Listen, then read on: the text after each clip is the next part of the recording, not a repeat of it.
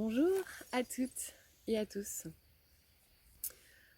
Aujourd'hui, une vidéo sur un sujet qui me tient vraiment à cœur, un sujet délicat aussi, dont on ne parle pas beaucoup, même si on l'aborde de plus en plus, si beaucoup de choses viennent enrichir les nouvelles visions par rapport à ce sujet. Et ce sujet, c'est le corps.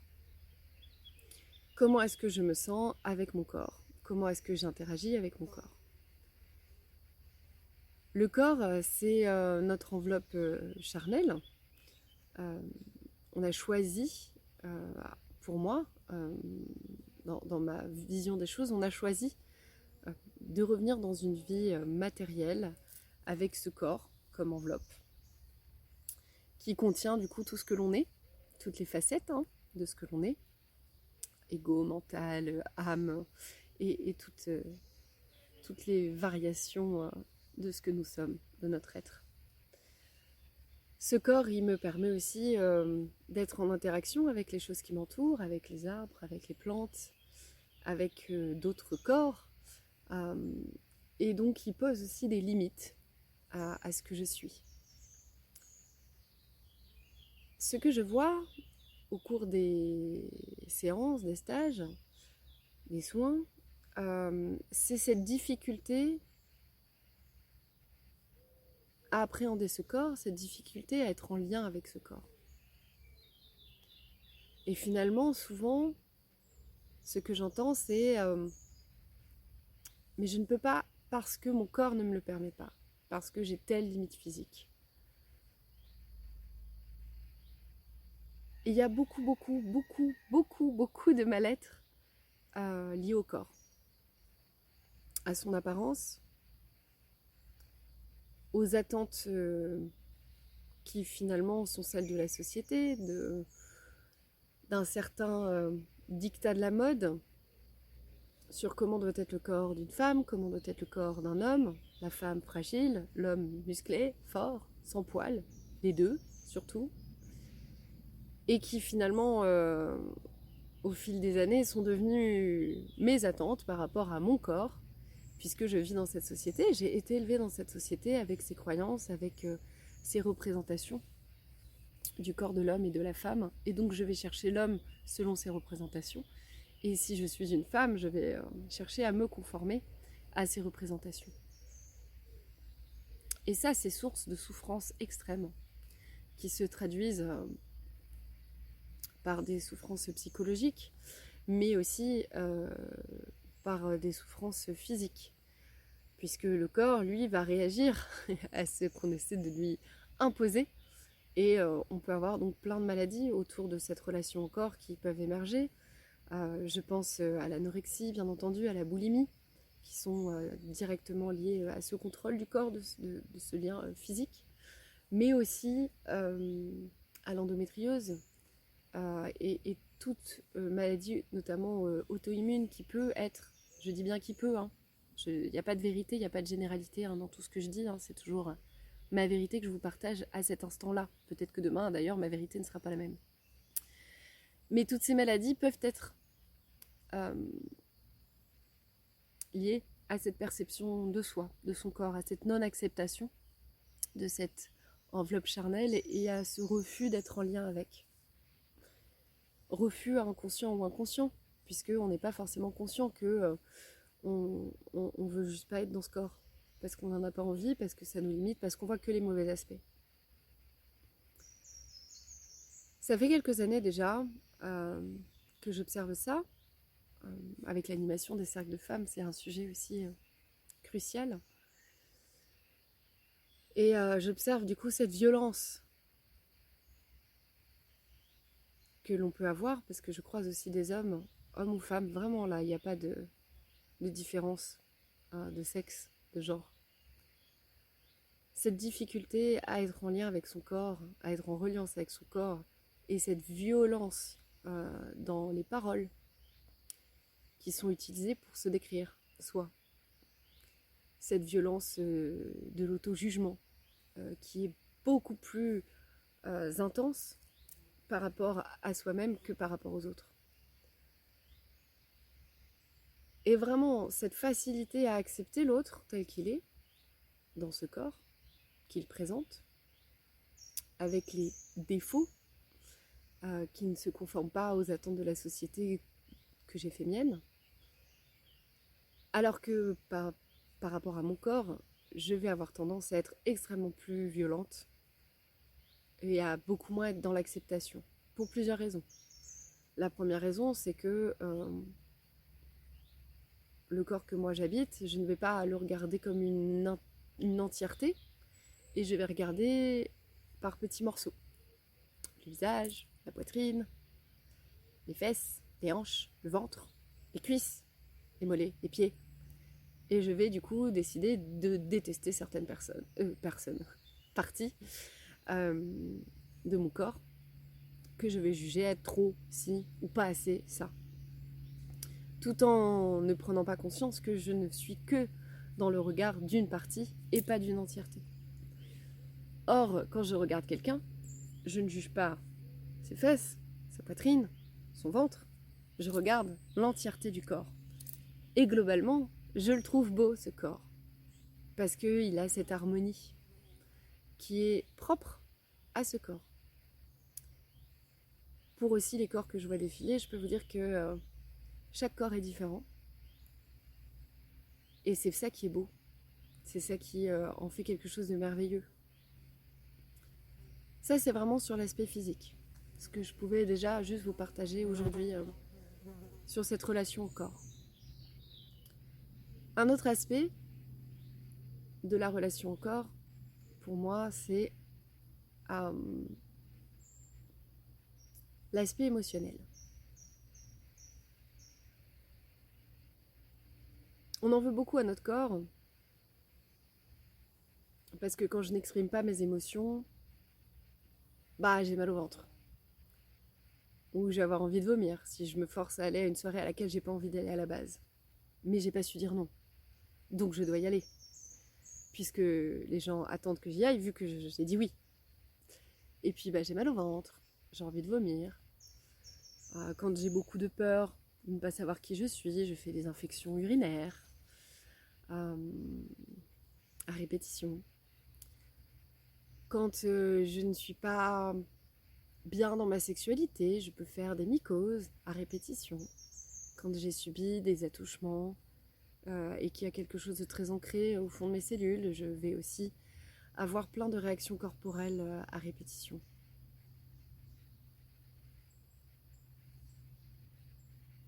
Et là, ce qui se passe, c'est que j'oublie cette fonction magique de mon corps à pouvoir exprimer les émotions.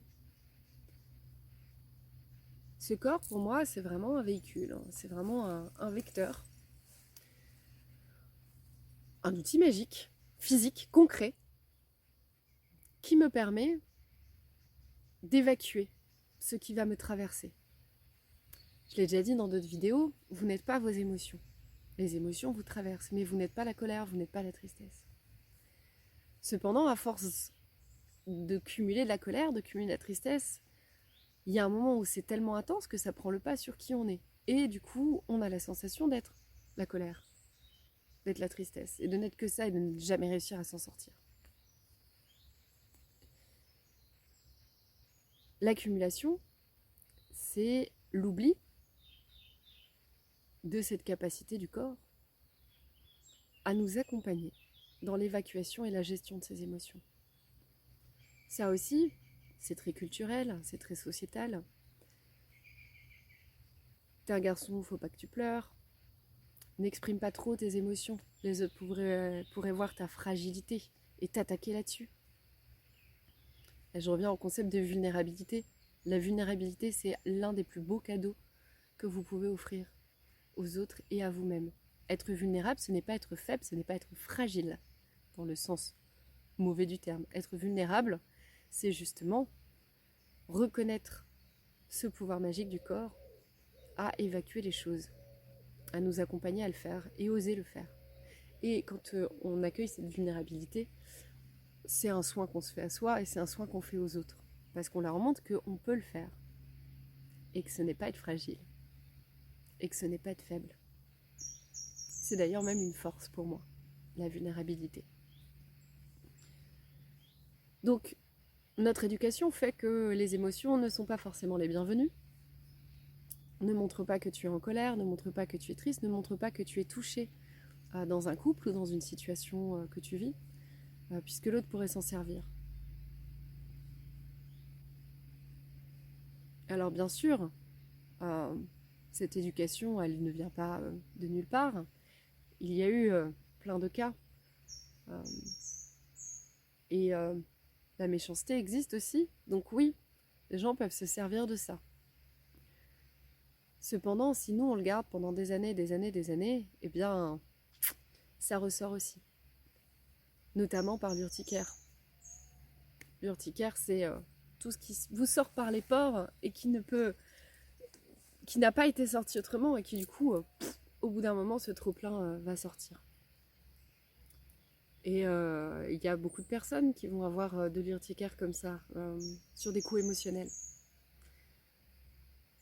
Ce corps, donc, on peut vraiment s'en servir pour accueillir ces émotions, pour les laisser nous traverser, accepter qu'elles nous traversent de manière régulière, du coup à des paliers émotionnels qui vont être peut-être moins intenses que quand on cumule depuis 10 ans et qu'un jour tout sort. De un, bon, ça peut sortir au mauvais endroit si on cumule, parce qu'on se fait un hamburger émotionnel qui sort après sur quelque chose où on va surréagir à une situation parce qu'on a accumulé. Donc c'est pas bon pour nous, c'est pas bon pour ceux qui vivent autour de nous. Et puis de deux, ça peut se manifester vraiment par des problèmes physiques qui vont nous limiter dans notre vie, dans nos libertés, dans ce qu'on a envie de faire. Et qu'on va pouvoir vivre comme une punition de notre corps. Votre corps ne vous punit pas, votre corps essaie juste de vous faire passer des messages. Et parfois, il est obligé de les faire passer très fort parce qu'il a fait plusieurs appels que vous n'avez pas pu entendre consciemment, inconsciemment, pour plein de raisons. Pas de jugement là-dessus. Mais il fait que du coup, tu m'entends pas, je hausse la voix. Toujours pas, je hausse la voix. Toujours pas, je te fous un coup. Toujours pas, je te mets KO. Et voir du coup ce moment-là, quand on comprend que, ok, d'accord, il a dû aller jusque-là, parce qu'il y a quelque chose qui va forcément pas. Peut-être que là, je la vois pas, que je n'arrive pas à la voir. Mais du coup, rentrer en reliance avec ce corps, en communication avec ce corps, me permet d'être plus apte à voir qu'est-ce qui ne va pas dans ma vie. Parce que parfois, mon conscient ne le sait pas, ne veut pas le voir. Mon ego ne veut pas le voir. Parce que ça me demanderait des réajustements, ça me demanderait de retravailler sur moi, sur certains sujets. Je ne veux pas le voir, j'ai pas envie, foutez-moi la paix. Mais le corps va venir appuyer dessus. Il va me dire, là, t'as pas vidé ton émotionnel. Là, t'as un problème. Tu as un souci par rapport à l'injustice, par exemple. Moi, je l'ai vécu il n'y a pas très longtemps avec une petite réflexion où je n'ai rien dit, qui m'a chamboulée intérieurement et qui m'a montré à quel point je surréagissais. Je m'en suis rendu compte. J'étais vraiment dans une colère extrême intérieure en silence, puisque je l'ai vécu pendant une retraite silencieuse. Et où je me suis rendu compte, j'avais le recul de me dire, oui d'accord, ok, là je suis dans une très très grosse colère, je suis en train de surréagir.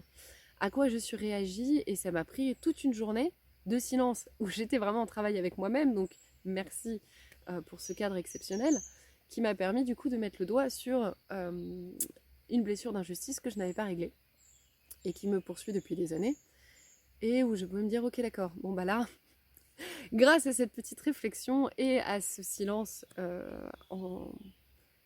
forcé, parce que j'avais décidé dans cette retraite silencieuse, je vais pouvoir œuvrer dessus. Et donc mon corps m'a permis de me rendre compte de ça. Par mes réactions épidermiques, par toute la colère qui montait, voir le mal de ventre, ce qui tordait, là où ça tendait dans mes muscles, voilà, observer. Et par l'observation, j'ai pu trouver qu'est-ce qu'il y avait derrière. C'est pas toujours facile, donc vous pouvez bien sûr vous faire accompagner. Je suis ravie de vous accompagner sur ces sujets. Et voilà, vous êtes les bienvenus sur ces sujets. Donc l'émotion, le corps, c'est aussi notre allié émotionnel. Et rentrer en reliance avec lui, en communication avec lui à nouveau, nous permet de mettre à jour beaucoup plus vite ce qui se passe émotionnellement, de libérer beaucoup plus vite des choses et du coup de ne pas accumuler pour soi, pour les autres et aussi pour tout ce qu'on peut transmettre aux générations futures. La lignée nous en a déjà transmis un beau paquet, Donc parfois on fait aussi un travail pour l'aligner, d'émotions, de blessures qui ne sont pas forcément les nôtres, mais que notre corps va nous permettre de guérir dans le sens libéré. Le troisième et dernier aspect dont je voulais vous parler dans cette vidéo en lien avec le corps, c'est l'aspect spirituel. Pour beaucoup, la spiritualité, c'est quelque chose qu'on fait avec son esprit. On part en voyage, chamanique par exemple, puisque c'est ce que je connais bien. On part dans d'autres mondes, on explore d'autres mondes. Et finalement, le ici maintenant, il nous saoule.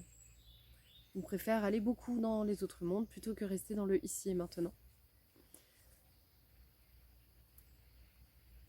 Je vous ferai peut-être une vidéo, un de ces quatre, sur ma vision du chamanisme. Parce que pour moi, le chamanisme, c'est vraiment finalement du ici et maintenant. Bref. Cette spiritualité, on la cultive pendant un moment, elle est vraiment extatique. Elle est extatique de se rendre compte de l'infinie possibilité des voyages de notre esprit, de notre âme à travers les mondes, nos mondes intérieurs, extérieurs, puisque à mon sens, ce sont les mêmes, et qui nous permettent de pouvoir descendre et de pouvoir vraiment rentrer en travail intérieur sur soi, etc. Et au bout d'un moment, on peut arriver à un certain palier dans ce travail spirituel. Et je vais me dire, mince, il se passe plus rien. Je suis allée au bout. Plusieurs possibilités. Je peux me dire, je suis allée au bout, j'arrête. Je vais voir ailleurs autre chose. Et finalement, quand on a cette première sensation-là, on est allé au bout d'une première phase. Et de continuer nous permet d'accéder à d'autres choses. Et c'est là où c'est vraiment intéressant. De poursuivre une voie. Plutôt que de se disperser dans plusieurs voies et d'explorer plusieurs voies, de faire un peu ce fameux tourisme spirituel, rester sur une voie et vraiment l'explorer en profondeur. Et je vais souvent avoir cette sensation d'être déjà arrivé au bout. C'est bon, ça je connais, c'est bon. Ça va, le voyage du monde du bas, ça je connais. Mais en fait, à refaire, on touche d'autres dimensions et c'est infini, c'est infini. Cette voie, elle est infinie pour l'évolution spirituelle. Donc, on peut se décider d'aller à autre chose, première possibilité. On peut se dire, I'm a master, c'est bon, je maîtrise. Ça y est, je suis dans l'élévation la plus complète. Je suis un maître ascensionné et je vais pouvoir transmettre aux autres. Et je vais pouvoir peut-être même monter mon truc à moi parce que finalement, c'est pas extraordinaire tout ça. Et là, souvent, ce qui se passe, c'est que c'est mon ego spirituel qui vient me dire c'est bon, tu gères, vas-y, on va pas plus loin. On va pas voir plus loin, on a tout réglé. On a tout compris, on a tout réglé. On n'a rien à évoluer plus. Ça, c'est un grand piège. Rassurez-vous, on y passe tous. Le piège de l'ego, il nous touche tous. Pourquoi ? Parce qu'il nous enseigne qu'est-ce que c'est que l'ego. Et il nous permet de le reconnaître par la suite. Donc c'est normal d'aller dans l'ego. Et je vous recommande d'aller dans l'ego. Touchez-le. Voyez sur une journée qu'est-ce que ça fait d'être vachement dans l'ego. Je suis meilleur, je suis plus fort, je sais tout. Et ça va vous permettre de voir dans votre corps où se situe aussi cet ego et comment il se manifeste. Moi, personnellement, j'ai identifié ce qui se passait dans mon corps, ce qui se passait dans mes voyages, quand mon ego prenait la place et bloquait, entre guillemets, la suite. Ce qui me permet de stopper, prendre de la distance, remettre en question remettre en question mes méthodes, mes techniques, ma vision du moment. Consciemment, je suis persuadée que tout va bien, mais mon corps me dit que non, tout va pas bien. Donc ça me permet d'avancer. Mais j'ai besoin de recul pour ça, parce que c'est pas instantané. C'est pas instantané. Peut-être que ça le devient, mais ça je ne sais pas, je suis pas assez avancée sur ma voie spirituelle pour vous dire oui, c'est bon. Je ne sais pas. Donc voilà, cet ego spirituel qui peut prendre le pas et comment le corps peut nous aider aussi à déjouer ça. Et moi je pense réellement que la vraie spiritualité, la spiritualité profonde, l'expérience réelle de la spiritualité, elle ne peut pas se faire sans votre corps. À mon sens, si vous pensez que c'est que l'esprit, vous avez raté 80% de ce qu'est la spiritualité. Nous sommes des êtres spirituels, et nous sommes venus dans un corps. Ce n'est pas pour le fuir en permanence. Ce n'est pas pour se couper de notre corps, nos émotions, etc. C'est pour rentrer cette spiritualité et l'incarner par le corps. Le corps, c'est donc un outil d'ascension spirituelle essentiel qui, à mon sens aujourd'hui, est carrément oublié dans beaucoup de choses que l'on voit passer sur la spiritualité, contacter vos guides, tout ça, tout ça. Oui, mais le corps est essentiel là-dedans.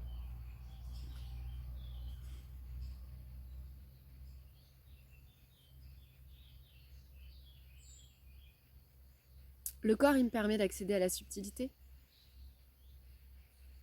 Le corps, il me permet de découvrir comment mon inconscient rentre en contact avec moi, comment mon intuition se manifeste. Le corps, il me permet de faire des voyages comme si j'y étais, parce que j'ai les sensations physiques. Et s'ouvrir au subtil de son corps,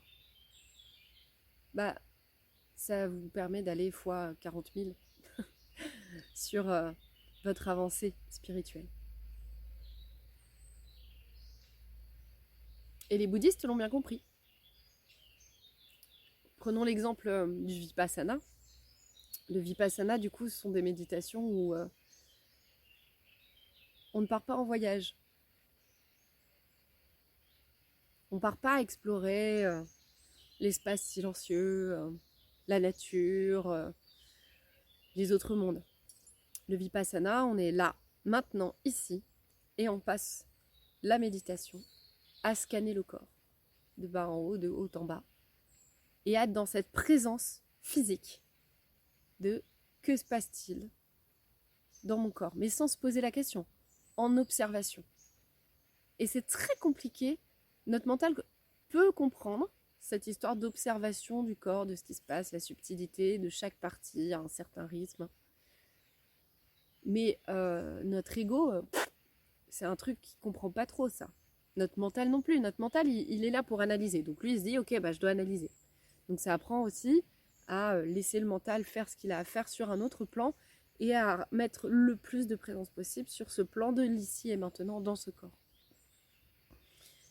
Et donc, ça, c'est ce que le Vipassana nous transmet. C'est ce que le bouddhisme nous transmet.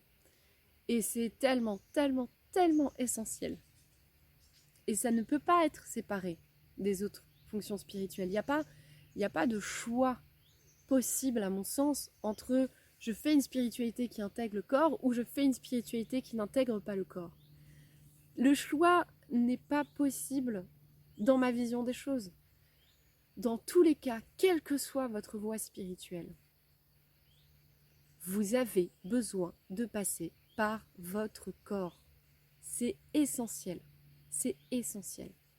Par la présence de l'ici et maintenant, la sensation de tout ce qui se passe dans votre corps.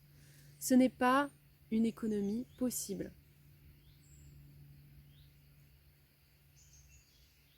À mon sens, oubliez cette partie, séparée plutôt, le corps de l'esprit, c'est un voile d'illusion de l'ego. Un voile d'illusion de l'ego qui nous dit, si, bien sûr, on peut tout séparer. Et petite parenthèse, c'est aussi ce qui peut se passer avec la médecine allopathique. Les problèmes du corps, les problèmes de l'esprit. Deux choses qui se gèrent différemment. Les problèmes de l'âme, n'en parlons pas. Tout a besoin d'être relié. La médecine allopathique est nécessaire. La médecine psychique est nécessaire. Les médecines complémentaires sont nécessaires. Et tout peut travailler ensemble. Chacun a ses spécialités, mais c'est important de tout bien relier ensemble. C'est ce qui a été fait d'ailleurs à l'époque, il y a plusieurs temps. On ne dissociait pas les choses. Et dans beaucoup de tribus, on ne dissocie pas les choses. Les tribus primaires qui ont su conserver, malgré tout, ces savoirs ancestraux. Donc, depuis les premiers temps, nous savons que ces choses ne se séparent pas. Alors forcément, à mon sens, c'est le voile de l'illusion de croire que bah si, elles se séparent. Donc le corps, c'est votre point d'ancrage. Le corps, c'est votre outil magique qui est en plus fait sur mesure pour vous, ultra personnalisé. Le corps, c'est un espace d'observation, de découverte de soi. Le corps, c'est un espace de lien avec tout ce qui vous entoure, avec les autres, avec les mondes visibles et invisibles. Et le corps, c'est juste une bénédiction et un cadeau tel qu'il est. Et il mérite aujourd'hui de retrouver cette place-là dans nos vies. Notre corps mérite d'être mis à cette place divine, dans cette dimension divine. Il mérite d'être chéri, il mérite d'être honoré, il mérite d'être observé.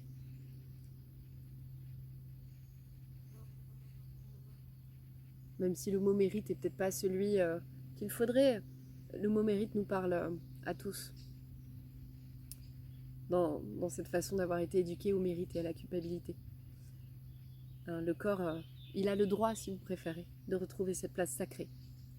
Et nous avons le droit de revenir au sacré de notre corps. On s'en fout de ce que dit la mode, on s'en fout de ce que certains attendent du corps. Et je vous assure que nous sommes très nombreux à le penser, que nous sommes très nombreux à ne pas porter de regard jugeant, et qu'il suffit juste de découvrir, de se découvrir entre nous pour se rendre compte à quel point nous sommes nombreux et à quel point les choses évoluent. Il y a d'ailleurs de très bons reportages sur le corps sur Arte. Je vous encourage à regarder. Arte en ce moment sort des reportages sur le corps passionnants. Et il me semble même que InRes TV a aussi sorti des reportages récemment sur ce corps et comment être en lien avec. Donc tout est en train de s'aligner par tous les messages qui viennent de plein d'endroits différents. Il y a une vraie montée de cette relation au corps et de cette remise en lien au corps. Beaucoup de thérapeutes commencent à s'y intéresser, à proposer des choses. Si ce sujet vous intéresse, si vous avez envie d'aller explorer tout ça, de libérer beaucoup de choses par rapport à ça et surtout de vous reconnecter à votre corps pour enfin être libre d'être qui vous êtes, d'agir avec votre corps, d'interagir avec d'autres corps, en toute liberté, en toute sécurité. Je serai heureuse de vous retrouver sur le stage que nous organisons avec Mélanie sur le corps. Voilà. Rentrer en reliance avec son corps pour être libre. C'est donc tout début juillet. C'est un stage que nous faisons en petit comité. Il n'y a que 12 places disponibles parce que nous voulons cette intimité aussi sur ce sujet clé et qui se fait en Dordogne, à Faussemagne, dans un lieu absolument magnifique avec, je crois, 13 hectares de nature et autour 160 hectares de forêt. Donc c'est juste magique. Il n'y a personne d'autre que nous et des animaux et la nature. Donc c'est vraiment un écrin parfait pour œuvrer en lien avec nos corps et en lien avec les corps. Voilà, je serais hyper heureuse de vous y retrouver. Je sais que Mélanie aussi. Et on vous attend. C'est un stage mixte. Les hommes, vous êtes vraiment les bienvenus sur ce stage. Et en plus, il est temps d'œuvrer entre hommes et femmes sur des sujets aussi importants que le corps. Je vous souhaite à tous une très belle journée. Je vous souhaite à tous de vous honorer, de vous chérir dans vos corps. Et je vous dis à très bientôt en vrai ou en vidéo.